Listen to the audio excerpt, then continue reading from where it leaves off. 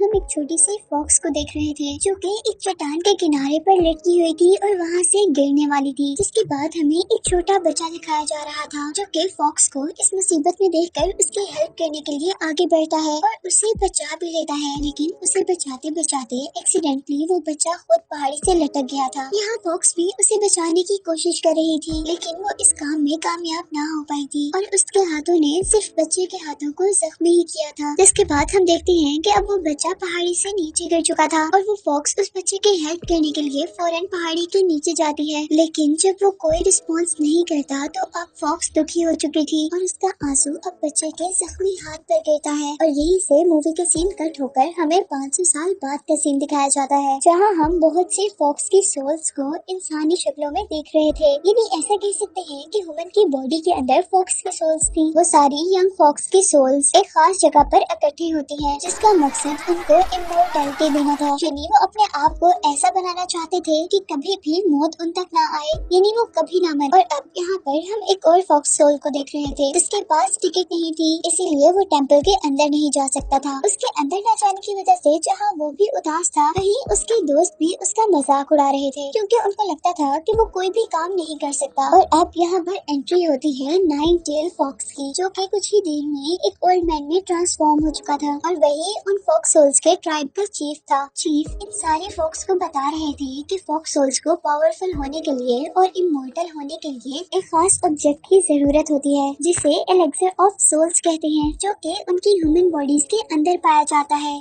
वो लोग अब अपना रिचुअल परफॉर्म करना शुरू करते हैं और बहुत सी फॉक्स टेल्स के पास उनकी ह्यूमन बॉडी के अंदर से उन्हें ब्लैक एलेक्सर मिलता है, यानी वो चीज जो उन्हें पावर देगी। लेकिन ब्लैक एलेक्सर उनके किसी काम का नहीं था, जबकि उनमें से एक लड़की जिसका नाम अजी है उसे रेड एलेक्सर मिलता है जिससे वो 5 टेल फॉक्स में चेंज हो चुकी थी। यानी अब वो बहुत ज्यादा पावरफुल हो चुकी थी और ओल्ड मैन अब उन सबको बता रहे थे कि नेक्स्ट मंथ एक ऐसा दिन आएगा जिस दिन तुम लोग व्हाइट एलेक्सर को पा सकोगे, जिसको पाते ही फॉक्स 9 टेल फॉक्स में ट्रांसफॉर्म हो जाती है और 9 टेल फॉक्स को सबसे स्ट्रॉन्गेस्ट फॉक्स माना जाता था। इसी के साथ वो ओल्ड मैन ये भी बताता है कि वो व्हाइट एलेक्सर हजारों साल बाद एक मर्तबा किसी को मिलता है जिससे वो 9 टेल फॉक्स में ट्रांसफॉर्म होते हैं। जिसके बाद हम वहाँ पर सारी फॉक्स सोल्स को एक बहुत पावरफुल स्टोन के आगे देख रहे थे और इस स्टोन ने असल में उन्हें उनके मिशंस देने थे। इधर ही हम दोबारा उस फॉक्स सोल को देख रहे थे जिसके पास इस टेम्पल में आने की टिकट नहीं थी, पर वो किसी न किसी तरह इस टेम्पल में पहुंच गया था और वो भी अब उस मैजिकल स्टोन के आगे अपना हाथ करता है ताकि उसे भी कोई मिशन असाइन किया जाए। चाहे उसके हाथ पर बाकी स्टूडेंट्स की तरह पूरी बात नहीं लिखी गई थी, लेकिन फिर भी वो इस बात पर खुश था, चलो कुछ तो लिखा गया है। और आप उस सेरेमनी के बाद चीफ उसे एक साइड पर लेकर जाते हैं। वो उसे कहते हैं कि तुम्हारे हाथ पर जो लिखा गया है तुम्हें पता है कि उसका मतलब क्या है। इस बात का वो जवाब देता है कि नहीं, मुझे कुछ नहीं पता। और वो उससे कहते हैं कि तुम नेक्स्ट मंथ 9 टेल फॉक्स बन सकते हो। जो बात सुनकर वो बहुत ज्यादा खुश हो गया था, लेकिन ये खुशी उसकी चंद सेकंड की ही थी जब चीफ उसे बताता है कि वो मजाक कर रहा है, जबकि उसके हाथ पर जो लिखा गया था उसका ये मकसद बिल्कुल भी नहीं था। चीफ उसे बताते हैं कि उसे कभी भी कोई एलेक्सर नहीं मिल सकता, जिसका मतलब है वो कभी भी इमोर्टल नहीं हो सकता और ना ही उसके पास किसी किस्म की पावर्स आ सकती हैं। और साथ ही चीफ उसे ये भी कहते हैं कि अगर तुम अपनी असल शक्ल में वापस नहीं आना चाहते तो तुम्हें अपना बहुत ख्याल रखना होगा। और अब उसे इस काम के लिए चीफ एक नाइफ भी देते हैं जिसको लेने के बाद अब 13 यानी ये फॉक्स सोल अपना एलेक्सर ढूंढने चला जाता है और जाते जाते वो चीफ से उनका खास स्टोन भी चुरा के ले गया था। और उसके जाने के बाद अब चीफ उसके लिए बहुत ज्यादा परेशान थे क्योंकि उन्होंने 13 जैसे बहुत से स्टूडेंट्स को अपना एलेक्सर ढूंढते हुए मरते देखा था और वो अपने एक आदमी को 13 का ख्याल रखने के लिए उसका पीछा करने को कहते हैं क्योंकि वो इतना ज्यादा पावरफुल नहीं था कि वो अपना एलेक्सर खुद ढूंढ सके। जिसके बाद हमें दोबारा 13 को एक होटल पर दिखाया जा रहा था। वो यहाँ एक गांव में था जहाँ पर एक आदमी जिसका नाम जीजिन है वो एक आदमी को ढूंढते हुए नजर आता है। वो सब लोगों को उस आदमी का स्केच दिखाकर उसके बारे में पता कर रहा था और ऐसा ही करते करते जीजिन 13 के पास पहुँचता है, लेकिन 13 क्योंकि खाना खा रहा था इसलिए उसने उस आदमी को पूरी तरह इग्नोर कर दिया था। और जैसे ही वो आदमी 13 से दूर जाता है तो वो मैजिकल स्टोन जो वो चीफ से चुरा कर लाया था वो 13 को बताता है कि उसका एलेक्सर यही कहीं करीब ही है और 13 अब अपना खाना छोड़कर उसकी तलाश शुरू कर देता है। अब वो एक प्रीस्ट के पास पहुंचता है। वो ओल्ड प्रीस्ट लोगों का इलाज कर रहा था और इस काम के लिए वो अपनी पेंटिंग्स के अंदर डीमंस को कैच करता था और उनका ब्लड निकाल कर वो लोगों को ठीक किया करता था, जिस तरह अभी उसने एक बच्चे को ठीक किया था। और यहाँ ये देखते हुए 13 को दोबारा जाइचिन मिलता है, जो कि पहले भी उसे होटल में मिल चुका था। 13 जैसे ही पीछे मुँह करता है तो जाइचिन के डोंकी से डर जाता है, जिसकी वजह से उसे अब गुस्सा आ गया था, इसीलिए उसने डोंकी को अपना पाँव मारा था। लेकिन इस काम से डोंकी को भी गुस्सा आ गया था। वो पीछे से जाकर 13 पर अटैक करता है और उसे हवा में उड़ाते हुए अपने ऊपर बिठाकर वो उसे वहाँ से लेकर चलता है, क्योंकि डोंकी अब 13 को सबक सिखाना चाहता था और उनकी इस लड़ाई के अंदर पूरा गाँव जैसे तबाह हो रहा था। जाइचिन अपने डोंकी का पीछा कर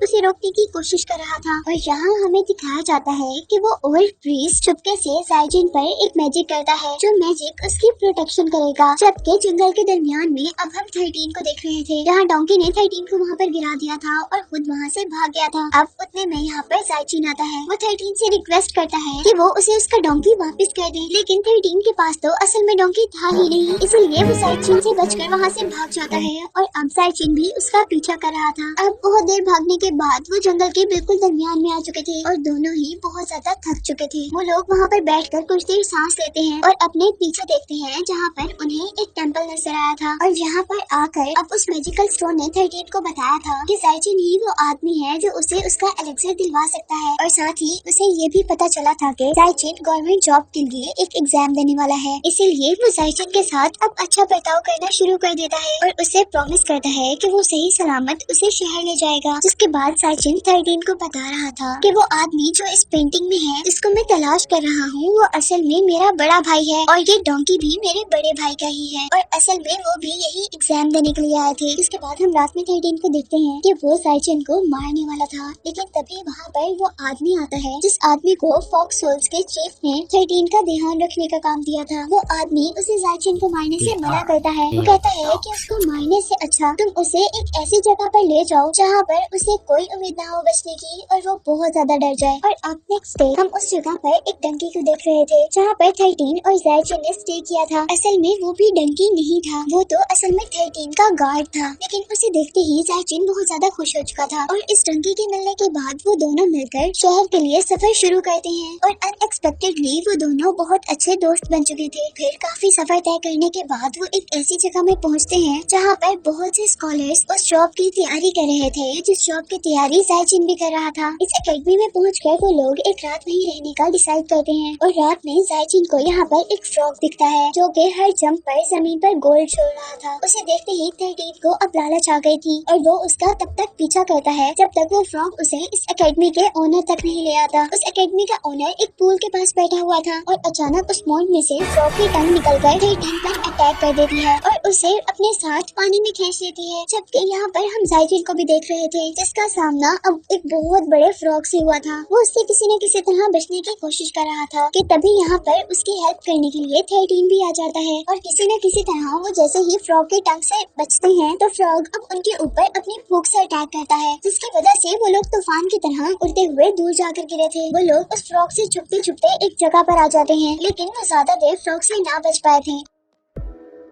और अब 13 के ऊपर फ्रॉग अटैक करते हुए उसे अपने अंदर इनगल्फ कर लेता है और जाइचिन ये देखकर वहाँ से भाग गया था। और अब हम पर रिवील हुआ था कि असल में ये फ्रॉग कोई डीमन नहीं है, बल्कि 13 अपने गार्डियन के साथ मिलकर जाइचिन को डराने की कोशिश कर रहा था। और अब यहाँ पर दोबारा जाइचिन अपने फ्रेंड की हेल्प करने के लिए अपने हाथ में आग लेकर आया था, जिसकी वजह से वो दोनों दोबारा फ्रॉग में ट्रांसफॉर्म हो गए थे। वो यहाँ पर अपने फ्रेंड को बचाने के लिए आ गया था और जैसे ही वो फ्रॉग अपनी टंग को बाहर निकालता है जाइचिन को भी अपने अंदर खींचने के लिए, तो वो फ्रॉग की टंग को ही आग लगा देता है, जिसकी वजह से उसका पूरा मुंह जल गया था और उसके रिजल्ट में उसने 13 को अपने मुंह से बाहर फेंक दिया था। जिसके बाद अब हम उन लोगों को बोट पर सफर करता हुआ देख रहे थे और यहाँ गार्डियन 13 से कहता है कि हमें कॉन्ग शहर जाना चाहिए, जहाँ पर एक ऐसी लड़की है जो तुम्हें तुम्हारे एलेक्सर का कलर बता सकती है। और यही हम देखते हैं कि जहाँ पर वो बैठकर दोनों बातें कर रहे थे, वहाँ पर जाइचिन भी एकदम से आ गया था, जिसे देखते ही वो गार्डियन पानी में जंप कर देता है और एक डंकी कंट्री में ट्रांसफॉर्म होते हुए दोबारा उनकी बोट में चढ़ जाता है। जिसके बाद 13 अब जाइचिन को अपनी असलियत बताता है। वो उसे बताता है कि वो कोई इंसान नहीं है बल्कि वो एक फॉक्स सोल है। और ये बात सुनकर जाइचिन अब बहुत ज्यादा डर चुका था, लेकिन यहाँ पर 13 उससे प्रॉमिस करता है कि वो उसे नहीं खाएगा। जिसके बाद जाइचिन भी खुशी खुशी उस पर ट्रस्ट कर बाहर निकलता है और उसके सारे जख्मों पर मेडिसिन लगाता है। और अब हम उन लोगों को बातें करते हुए देख रहे थे, जहाँ पर जाइचिन 13 को बता रहा था कि वो हमेशा से डाउरिन नाम की एक शख्स को मिलना चाहता है जो कि उसका रोल मॉडल है। और इन बातों के दरमियान हम आखिरकार उन दोनों को उनके डेस्टिनेशन यानी कॉम सिटी में देख रहे थे। और यहाँ वो लोग एक ऐसी जगह पर जाते हैं जहाँ पर बहुत ही प्यारी प्यारी लड़की उनका वेलकम करती है। और यहाँ इस जगह के अंदर 13 को अपना गार्डियन एक औरत की शक्ल में नजर आया था। और वो लोग जाइचिन को यहाँ पर इसलिए लेकर आए थे क्योंकि जाइचिन से 13 को अपना एलेक्सर मिलना था, यानी वो चीज मिलनी थी जिससे वो बहुत पावरफुल फॉक्स बन सकता था। और जैसा मैंने पहले बताया था कि एलेक्सर्स के कुछ कलर्स होते हैं जिनके अकॉर्डिंग ही उन्हें पावर दी जाती है। तो ये लड़की असल में जाइचिन को देखकर 13 को उसके एलेक्सर का कलर ही बताने वाली थी। यहाँ दो लोग आकर जाइचिन को ये कहकर यहाँ से ले जाते हैं कोई आपका इंतजार कर रहा है। और अब जाइचिन पहुँचता है उसी लड़की के पास जिसका मैं पहले जिक्र कर रही थी। उसका नाम यांगलिन था और वो बहुत ही खूबसूरत थी। वो जाइचिन को अपनी तरफ अट्रैक्ट करने की कोशिश करती है, लेकिन जाइचिन उसके करीब जाना नहीं चाहता था क्योंकि इस तरह करने से वो जाइचिन के करीब जाकर एलेक्सर का कलर मालूम करना चाहती थी। लेकिन जैसे ही वो उसके पास जाती है तो कोई मैजिकल पावर उसे वहाँ से बहुत दूर धकेल देती है। और ये असल में वही पावर थी जो कि प्रीस्ट के मैजिक से जाइचिन के ऊपर आई थी। यहाँ जाइचिन को फील होता है कि वो यंगलिन से प्यार करने लगा है,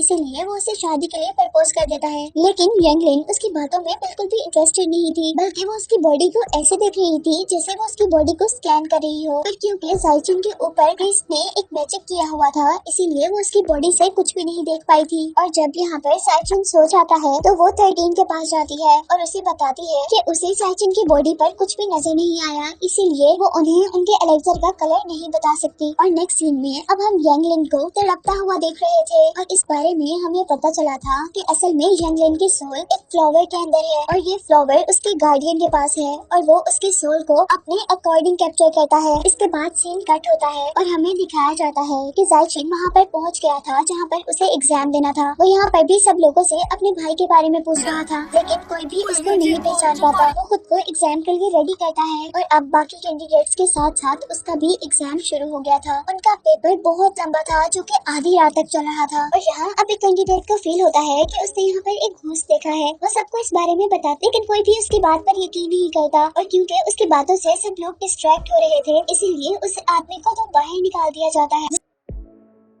इसके बाद हमें यहाँ पर यंगलिन को दिखाया जाता है, यानी वही लड़की जो 13 को उसके एलेक्सर का कलर बताने वाली थी। वो एक ही झटके में 13 की बॉडी से उसकी सोल को अलहदा करती है। वो 13 को बता रही थी कि उस स्टूडेंट के कहने के अकॉर्डिंग यहाँ पर असल में एक घोस्ट था और उस घोस्ट ने यहाँ पर बहुत से स्टूडेंट्स की सोल्स को कैप्चर कर लिया है और उन स्टूडेंट्स के अंदर जाइचिन भी है। यंगलिन 13 से कह रही थी कि ये सबसे बेस्ट टाइम है जिस टाइम में तुम्हें एलेक्सर मिल सकता है। वो कहती है कि क्योंकि जाइचिन की बॉडी में उसकी सोल भी नहीं है, इसलिए तुम आसानी से जाइचिन को मारकर उसकी बॉडी से अपना एलेक्सर निकाल सकते हो। और अब यहाँ पर हमें जाइचिन को दिखाया जा रहा था जिसको घोस्ट की शक्ल में उसका भाई मिला था। लेकिन इससे पहले कि वो अपने भाई से कुछ कह पाता, उसका भाई एक इवल घोस्ट में चेंज हो जाता है। और यहाँ पर अब जाइचिन की हेल्प करने के लिए उसका फ्रेंड 13 आया था। हालांकि 13 जाइचिन को अपने एलेक्सर के लिए मार भी सकता था, लेकिन क्योंकि 13 दिल का बिल्कुल भी बुरा नहीं था और वो अपनी दोस्ती को भी बचाना चाहता था, इसीलिए वो अब जाइचिन की हेल्प कर रहा था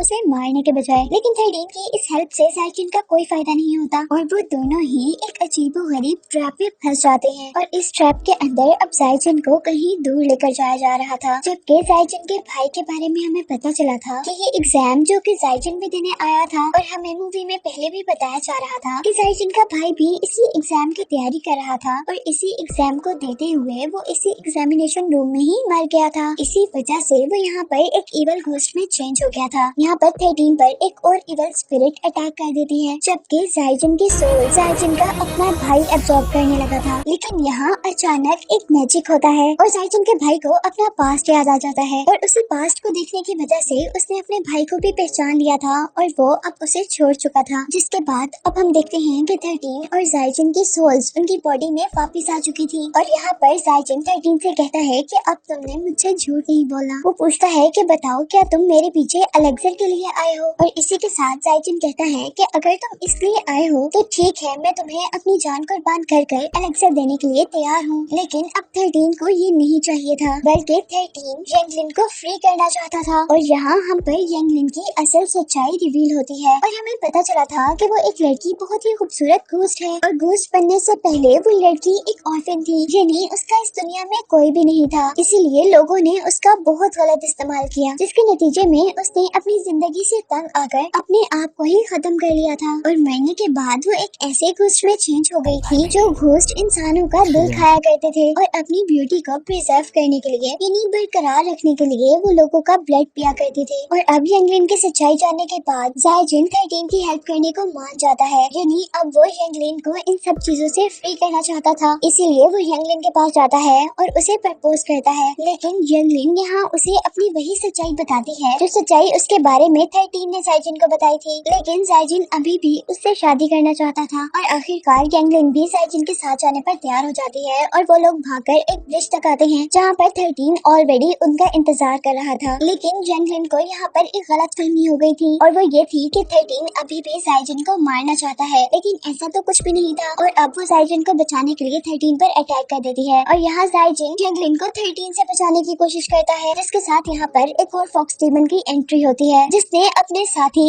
13 को बचाने के लिए यंगलिन पर अटैक कर दिया था।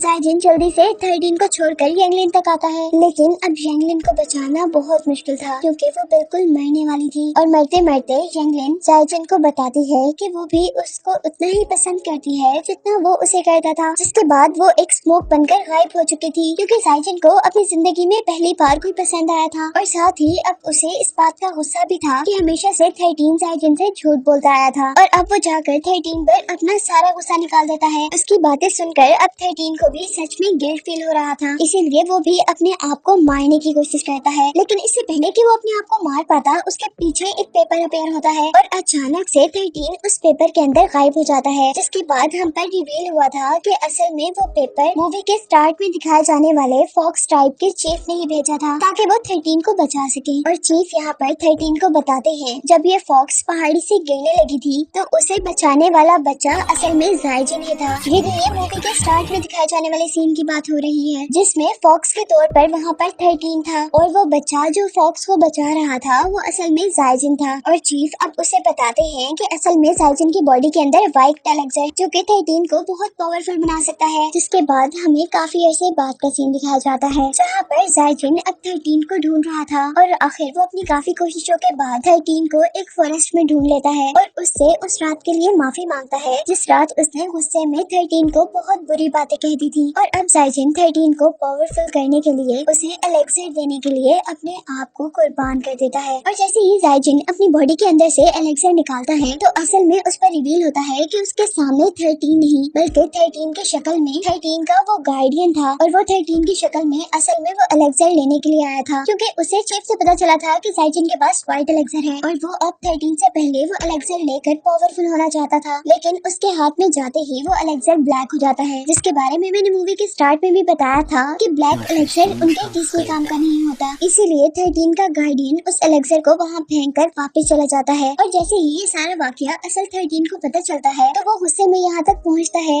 अपने फ्रेंड की जान का बदला लेने के लिए। और यहाँ आते ही वो अपने गार्डियन से लड़ने लग गया था, लेकिन क्योंकि 13 का गार्डियन एक 6 टेल फॉक्स था इसलिए वो 13 से ज्यादा पावरफुल था और उसने बहुत आसानी से 13 को मार गिराया था। अब मरते हुए 13 अपने फ्रेंड जाइजिन के बारे में ही सोच रहा था और सोचते सोचते उसका हाथ उस एलेक्सर तक लगता है जो कि जाइजिन की बॉडी से निकला था। और हैरत अंगेज तौर पर वो एलेक्सर अब व्हाइट एलेक्सर में चेंज हो जाता है जिसकी वजह से शॉबर न सिर्फ जिंदा हुआ था बल्कि एक पावरफुल 9 टेल फॉक्स में चेंज भी हो गया था और अब वो इस वक्त का सबसे पावरफुल फॉक्स बन चुका था। और अब जैसे ही वो अपने गार्डियन को जान से मारने वाला था तभी उसे जाइजिन का ख्याल आता है जो कि चाहता था कि 13 एक अच्छा फॉक्स बने और वो अब गार्डियन को जिंदा छोड़ देता है। जिसके बाद यहीं से सीन कट होता है और हमें दोबारा जाइजन को दिखाया जा रहा था। यहाँ थोड़ी कंफ्यूजन ये है कि जाइजन तो पहले मर चुका था और वो वाकई में ही मर गया था, लेकिन उसके जिंदा होने के पीछे रीजन ये थी कि 13 ने अपनी सारी इमोर्टैलिटी जाइजन को जिंदा करने में लगा दी थी